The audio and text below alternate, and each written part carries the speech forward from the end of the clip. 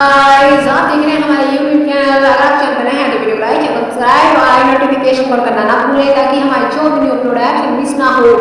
चलिए तो शुरू कर लेते हैं हम मधुबाला का एपिसोड।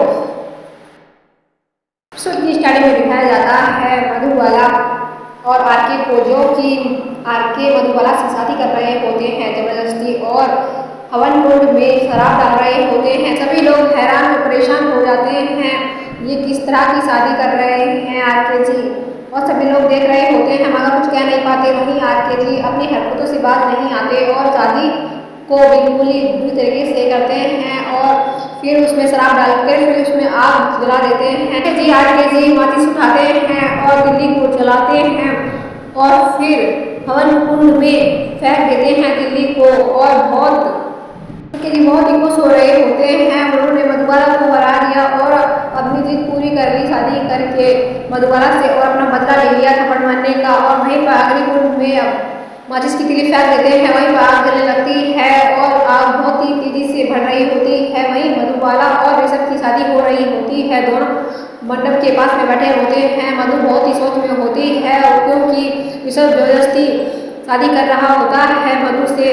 और वहीं दिखाया जाता है पूरा सेट लोगों से भरा हुआ पड़ा था और लोग कुछ नहीं कह रहे थे। चारों तरफ लोग खड़े थे पर कुछ कह नहीं पा रहे थे आरके की वजह से। फिर मधु दिखाई जाती है जो कि बहुत ही परेशान होती है, कुछ कह नहीं पाती और इस सब वजह से जबरदस्ती शादी की होती है क्योंकि मधु को पापा के इलाज के लिए पैसे चाहिए होते हैं। तो ऋषभ उनकी पूर्ति के लिए उनके पापा को बचाने के लिए पैसे दे रहे होते हैं और मधु जी उनके बदले में ऋषभ से शादी कर रही होती हैं मजबूरी में। इसलिए मधु कुछ नहीं बोल पाती ऋषभ से और ऋषभ होते हैं जो कि मधु से बदला लेने के लिए शादी करते हैं। और वहीं पंडित जी बोलते हैं पे दिखाया जाता है, पंडित जी मंत्र पढ़ते हैं और वहीं पर मधु सोच में बैठी हुई होती है, सोच रही होती है, कुछ कह नहीं पाती और ना ही ऋषभ से शादी करना चाहती है, वो सोच में पड़ी रहती है। वहीं पंडित जी मंत्र स्टार्ट कर देते हैं और मंत्र पढ़ रहे होते हैं। वहीं पर मधु बैठी होती है और अपने पापा के बारे में सोच रही होती है जो कि हॉस्पिटल में होते हैं, बीमार होते हैं, उन्हें इलाज की बहुत जरूरत होती है पर पैसे के बिना कोई भी इलाज नहीं कर रहा था, इसलिए ऋषभ से शादी करनी पड़ी मधु को। वहीं पर मधु बहुत ही दुखी और परेशान होती है। वहीं पर ऋषभ मधु को बहुत परेशान करते हैं और बहुत ही टोंट मारते हैं पर मधु कुछ नहीं कहती। वहीं पर मंडप में दिखाई जाती है मधु जो कि रेड ड्रेस में होती है, शादी के जोड़े में होती है, वो शादी कर रही होती है। वहीं पर बहुत सारे लोगों की भीड़ जमा होती है पर लोग उसकी हेल्प नहीं कर रहे होते हैं क्योंकि ऋषभ पूरा बहुत ही अमीर हस्ती था, इसलिए उसके आगे कोई भी नहीं बोल रहा था। और वहीं पर मधु दिखाते हैं और रोते हुए मधु बहुत ही दुखी और रो रही होती है पर वो कुछ कर नहीं पाती। वहीं पर मधु सोचने लग जाती है, जिससे पहले मधु की शादी हो रही होती है उस लड़के के बारे में सोच जाती है और उसकी शादी के लिए क्यों मना की उसने ऋषभ की वजह से मधु से शादी से करने से इनकार कर दिया था। और मधु इस सोच में पड़ी हुई थी, वही सोच रही थी। मधु प्लस में चली जाती है और सोचती है कि उस लड़के ने उस शादी करने से क्यों इनकार कर दिया था, क्या रीजन था उसका। और तभी पता जाता है कि ऋषभ के कहने पर उसने इनकार किया था, उसकी सारी कड़ियाँ टूटने लगती है। मधु सोचने लगती है कि किस तरह से ऋषभ ने उससे मना करवाया। सीन शिफ्ट होता है, वहीं मधु पापा जी दिखाई जाते हैं, पापा के बारे में सोच रही होती है। फिर मधु का सीन आता है जो कि मधु बहुत ही परेशान होती है, अपनी सिस्टर के बारे में सोच रही होती है और उसकी सिस्टर बोल रही होती है ये सब कुछ तुम्हारे कारण हुआ है, ना तुम ऋषभ कुंद्रा को थप्पड़ मारती और ना वो हमारे पीछे पड़ता और ना पापा की ऐसी हालत होती।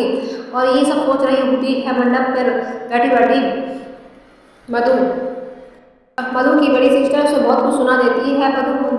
मधु सोच रही होती है उन पलों के बारे में जिस टाइम उसकी सिस्टर ने ऐसा बोला था और सोच में पड़ी हुई होती है कि ऋषभ ने कितना बड़ा खेल खेला हमारी फैमिली के साथ, ये सब सोच रही होती है। वहीं पर उसकी बहन की मेमोरी याद आती है उसे और वहीं पर सोच रही होती है मंडप में बैठी बैठी कि शादी को हो तो जाए पर दीपे की कैसे। और वहीं पर मधु को याद आती है अपनी बहन की बातें जो कि उसके बारे में कह रही थी कि तुम्हारे वजह से हुआ है जो कुछ हुआ है, इसलिए और भी सदमे में होती है। मधु वो सोच रही होती है शादी के बारे में। वहीं पर दिखाया जाता है मंडप में दिखाया जाता है अग्नि जल रही होती है। वहीं पर ऋषभ दिखाया जाता है जो कि अग्नि के सामने बैठा हुआ होता है और दिखा जाते हैं पंडित जी जो कि मंत्र पढ़ रहे होते हैं, एक एक करके मंत्र पढ़ रहे होते हैं और ऋषभ को रस्मों के बारे में समझा रहे होते हैं। वहीं पर मधु सोच रही होती है पर कुछ बोल रही होती है। वो सोच रही होती है मन ही मन में, काश मैं इस लड़के से नहीं मिलती तो बहुत ही अच्छा रहता है, इसने मेरी लाइफ में आके मेरी लाइफ को उथल पुथल कर दिया, ये सोच रही होती है। और मंडप पर बैठी बैठी ख्यालों में खोई हुई होती है और समझ में नहीं आता कुछ भी उसके। ऋषभ से बोलते हैं मधु का हाथ अपने हाथ पे रख लीजिए, पर मधु कुछ मूवमेंट नहीं करती, ना ही कुछ बोलती है। इसलिए ऋषभ बहुत ही गुस्से में आ जाता है और उसका हाथ पकड़ के अपने हाथ पे रख लेता है और मधुबाला कुछ मूवमेंट नहीं करती और चुपचाप बैठी रहती है और वो उसका हाथ पकड़ के अपने हाथ में रख देता है और पंडित जी मंत्र पढ़ते रहते हैं और सारा सेट दिखाया जाता है जहाँ की सब लोग होते हैं, फिर कोई हेल्प नहीं करता। और वहीं पर मधु चुपचाप बैठी होती है और ऋषभ के हाथ में मधु का हाथ होता है और भैरव के लिए बैठे होते हैं दोनों। वहीं पर मधु सोच में पड़ी हुई होती है और ऋषभ उसके हाथ को जबरदस्ती अपने हाथ पर रखकर बैठा हुआ होता है और सोच रहा होता है लड़की ने बहुत परेशान किया है, इसने सबके सामने मुझे थप्पड़ मारा है, इसका बदला तो मैं लेके रहूँगा इसे। और वहीं पर दिखाया जाता है दोनों शादी के मंडप पर बैठे हुए होते हैं। पंडित जी ने हाथ लेने के लिए हाथ में कहा था, उसे हाथ को लेके बैठा था और उसके हाथ में फूल और पत्ता रख देता है पंडित जी और मंत्र पढ़ने लग जाते हैं। दोनों के दोनों मन में प्लान बना रहे होते हैं। मधु के साथ बैठी हुई होती है, फिर ऋषभ के माइंड में प्लान चल रहा होता है, ये शादी हो जाए फिर मैं इस लड़की को देखूंगा और इसने जितनी बदतमीजी की है सबको ज़रा ले लूँगा।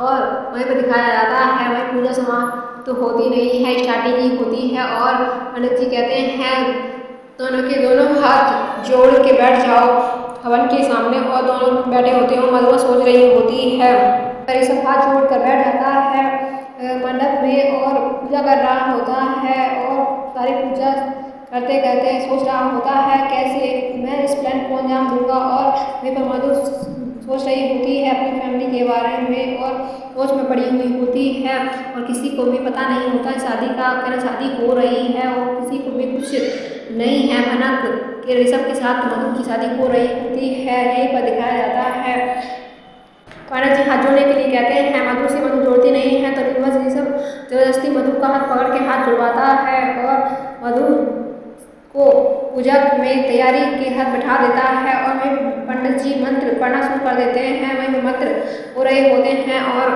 मधु और ऋषभ दोनों हाथ जोड़ के बैठे हुए होते हैं, अब पूजा को कर रहे होते हैं। वहीं पर सारे लोग शादी को होता हुआ देख रहे होते हैं मगर कुछ भी कोई भी लोग चू तक नहीं करता ऋषभ के आगे और शादी हो रही होती है और सब लोग देख रहे होते हैं क्योंकि जब थप्पड़ मारा था तो सभी लोग ऋषभ को बोल रहे थे अब तो हीरो बन गया जीरो, लड़की ने थप्पड़ मार दिया देखो ये हीरो बन गया है जीरो। और सभी ऐसे कमेंट कर रहे थे ऋषभ के ऊपर, तो इसीलिए ऋषभ को बहुत गुस्सा आ गया और ऋषभ ने मधु से शादी कर डाली। वहीं बताई जाती है मधु की मम्मी जो बहुत ही परेशान होती है और मधु को कॉल कर रही होती है पर कॉल लग नहीं रही होती है। वहीं पर मधु की कॉल मधु मम्मी कॉल आ रही होती है। वहीं ऋषभ देख लेता है कि मधु के घर से कॉल आ रही होती है और उठा लेता है कॉल को और मधु से बोलता है कि तुम्हारे घर से कॉल आ रही है मधु से, और काटने की कोशिश करता है पर मधु को फोन मिल जाता है। ऋषभ फोन को नहीं काटता और मधु को देता है और मधु देखने लगती है किसकी कॉल है और देखती है और सोच में पड़ जाती है ये तो घर से कॉल आई है और मम्मी की कॉल है और सोचने लगती है मैं क्या बोलूँ, फिर कुछ बोलती नहीं है, फोन को कट कर देती है।